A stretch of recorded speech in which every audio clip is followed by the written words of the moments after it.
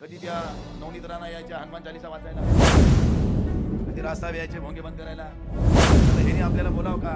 हीच का भारतीय जनता पार्टीची संस्कृती?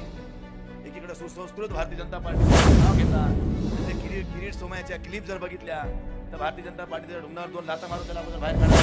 जब जब शिवसेना बिखरी तब तब दुगनी रफ्तार से उभरी, ही आजपर्यंतचा इतिहास आहे. आपण बघितले सगळ्या आघाड्यावर गेल्या 10 वर्षाच्या काळामध्ये जेवढे जेवढे शब्द या भारतीय जनता पार्टीने जनतेसाठी दिले, त्या एकाही वचनाची पूर्तता ह्या भारतीय जनता पार्टीने केली नाही. ही आपल्याला या ठिकाणी मी आवर्जून सांगेन. ह्यांनी एकच काम केलं, तोडा फोडा आणि जोडा. ह्याच्या पलीकडे ह्यांचा धंदाच नाही. ह्यांचं असं आहे, तू कर वटवट मी हे रामदट. आज प्रत्येकाला वेठी धरायचं काम या सरकारनं सातत्यानं चालवलेलं आहे. आज आपण बघितलं असेल, शिवसेनेला 2.5 वर्ष मुख्यमंत्रीपद देण्याचा विषय आला, त्यांच्याशी कमिटमेंट करून सुद्धा त्यांनी बेईमानी केली. ज्यावेळेस महाविकास आघाडीच्या माध्यमातून उद्धवजी या राज्याचे मुख्यमंत्री झाले आणि या देशामध्ये या जगामध्ये कोरोना काळासारखी महामारी आली. ह्या कोरोनाच्या महामारीमध्ये या देशाचं उत्पन्न घटलं, राज्याचं उत्पन्न घटलं, कुठलाही पैसा सरकारजवळ नाही. आणि अशा परिस्थितीमध्ये सरकार चालवणं, ह्या बिमारीचा सामना करणं, हे सरकारसमोर मोठं आव्हान होतं. आणि ते आव्हान पार करताना उद्धवजी साहेबांची दमछाक होत होती. अशा परिस्थितीमध्ये विरोधक त्यांच्यावर हल्ला करत होते आणि त्यांना त्रास देण्याचं सातत्यानं काम करत होते. पण कुठल्याही कामाची पर्वा न करता, कुठल्या त्रासाची पर्वा न करता उद्धव साहेबांनी कोरोना काळामध्ये जे काम केलं, याची नोंद अख्ख्या देशानं नाही तर जगानं घेतली. ही आपल्यासाठी अभिमानाची गोष्ट. शेवटी काम करणारा माणूस हा महत्त्वाचा असतो. ज्या पद्धतीनं उद्धवजींनी काम केलं, त्या काळामध्ये आम्हाला सगळ्या खासदार आमदारांना 1 महिन्याचं मानधन मुख्यमंत्री सहायता निधीमध्ये जमा करण्याचे आदेश देण्यात आले. कोरोनासारख्या काळामध्ये आम्ही सगळ्यांनी उद्धवजीच्या खात्यामध्ये, राज्याच्या खात्यामध्ये त्या ठिकाणी आमच्या आमदाराचे खासदाराचे आम्ही निधी जमा केले. पण भारतीय जनता पार्टीच्या खासदार आमदारांनी PM केअरला पैसे जमा केले.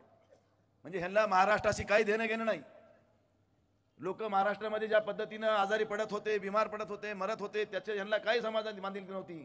ह्यांना फक्त राजकारण करण्यामध्ये इंटरेस्ट होता आणि त्यांनी सातत्याने या ठिकाणी राजकारण करण्याचं काम केलं. आणि बघ, एकावर एक वार करणे. कधी त्या नवनीत राणा यायच्या हनुमान चालीसा वाचायला, कधी रास्ता यायचे भोंगे बंद करायला, कधी ते किरीट सोमय्या, ते त्याच्या भूमिका वेगळ्याच. आता आपण टीव्हीवर मध्यंतरी त्याच्या भूमिका बघितल्या असत्याल. मग आता हेनी आपल्याला बोलावं का? हीच का भारतीय जनता पार्टीची संस्कृती? एकीकडे सुसंस्कृत भारतीय जनता पार्टीचे लोक नाव घेता आणि त्या किरीट सोमयाच्या क्लिप जर बघितल्या तर भारतीय जनता पार्टीच्या ढुंगणावर 2 लाथा मारून त्याला अगोदर बाहेर काढायला पाहिजे. पण ही भारतीय जनता पार्टी करीत नाही. कारण हे भारतीय जनता पार्टीची संस्कृती आहे का असं मला एखाद्याने विचारायचं आहे. उद्धव साहेबांना सातत्यानं नामोहरम करणे, आदित्य साहेबांना टार्गेट करणे, पवार साहेबांना टार्गेट करणे, ह्यांचा पक्ष फोडणे आणि स्वतःची पोळी भाजण्याचं काम करणे, हेच भारतीय जनता पार्टीने सातत्याने राज्यामध्ये या देशामध्ये केलंय. उद्धव साहेब संपले, कोणी उठतो बोट घेवडा, उद्धव साहेब संपले, त्यांचं काही राहिलं नाही.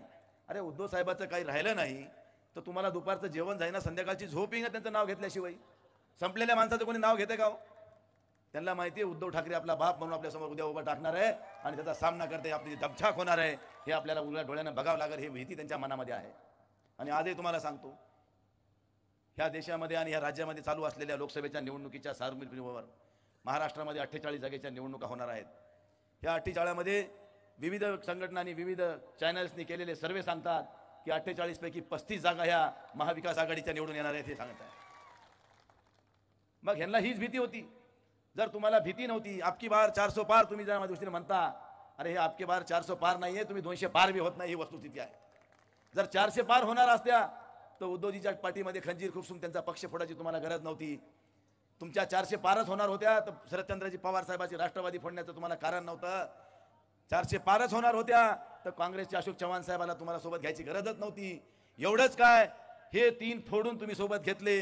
एवढ्यावर नाही थांबले तर राजसाहेबांना सुद्धा सोबत जोडण्याचं काम तुम्ही केलं. हे कशासाठी? कारण तुम्हाला कळून चुकलं की ह्यावेळेस आपल्याला धोक्याची घंटा आहे आणि ह्याच्यातून सुधारायचं असेल तर आपल्याला हे कटकारस्थानं केल्याशिवाय आपली पोळी भाजणार नाही.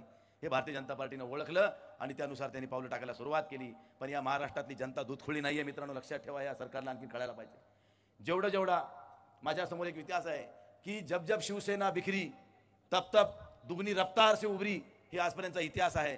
म्हणून आजही सांगतो, महाराष्ट्रात पुन्हा एकदा शिवसेनेचं वाद या ठिकाणी मोठ्या जोमानं उभं राहणार आहे, एवढं आपल्याला या निमित्तानं सांगतो. मित्रांनो, उद्धव साहेबांच्या काळात केलेली कामं असतील, देवेंद्र फडणवीस साहेबांच्या काळात केलेली कामं असतील, देवेंद्रजीच्या काळामध्ये 1.5 लाखाची कर्जमाफीची घोषणा हवेतच आहे, आणखीन ऑनलाईनच आहे, लाईनीतच आहे. पण उद्धव साहेबांच्या काळामध्ये उद्धव साहेबांनी दिलेली 2 लाखाची कर्जमाफी सर्वसामान्य शेतकऱ्याला मिळाली, हे अभिमानानं सांगावं ठिकाणी वाटतंय.